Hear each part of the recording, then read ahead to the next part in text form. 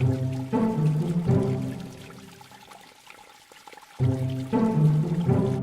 find this a fascinating object. It's a fiber optic cable for a stereo. If I shine this laser pointer down the cable, it guides the light out the other end. These cables are used to connect our world today and are capable of transmitting information across countries and oceans. But first, let me show you how it works. I have a bucket that I've modified with a window in front. And on the other side, I put a stopper in this hole right here. I have a bottle of propylene glycol with just a little bit of creamer in it. A ring stand. And of course, a laser pointer. Now, keep your eye on this plug when I turn out the lights.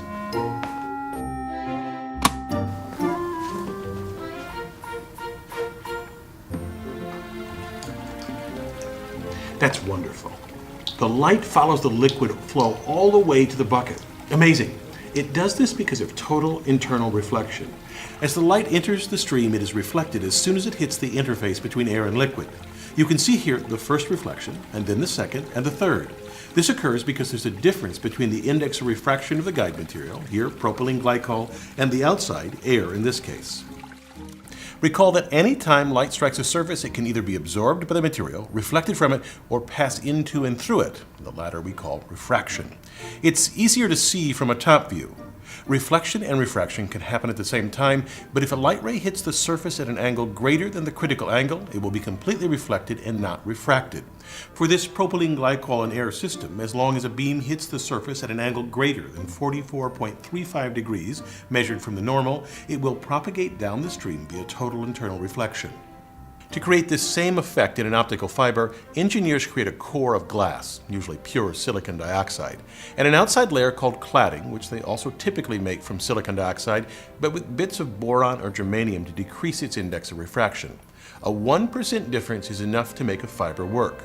To make such a long, thin piece of glass, engineers heat a large glass preform. Its center is the pure core glass and the outside the cladding. They then draw or pull a fiber by winding the melt onto a wheel at speeds up to 1,600 meters per second. Typically, these drawing towers are several stories tall.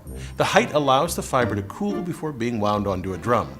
One of the greatest engineering achievements was the first ocean-spanning fiber optic cable.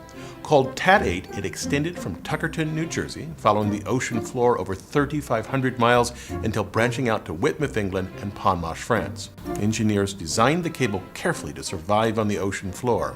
At its center lies the core. Less than 1/10 of an inch in diameter, it contains 6 optical fibers wrapped around a central steel wire. They embedded this in an elastomer to cushion the fibers, surrounded it with steel strands, and then sealed it inside a copper cylinder to protect it from water. The final cable was less than 1 inch in diameter, yet it could handle some 40,000 simultaneous phone calls.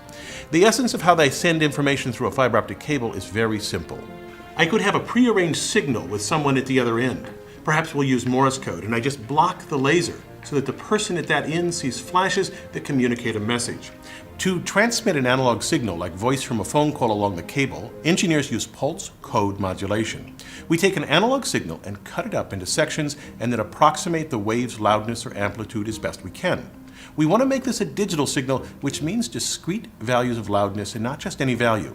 For example, I'll use 4 bits, which means I have 16 possible values for the loudness. So the first 4 sections of the signal could be approximated by about 10, 12, 14, and 15.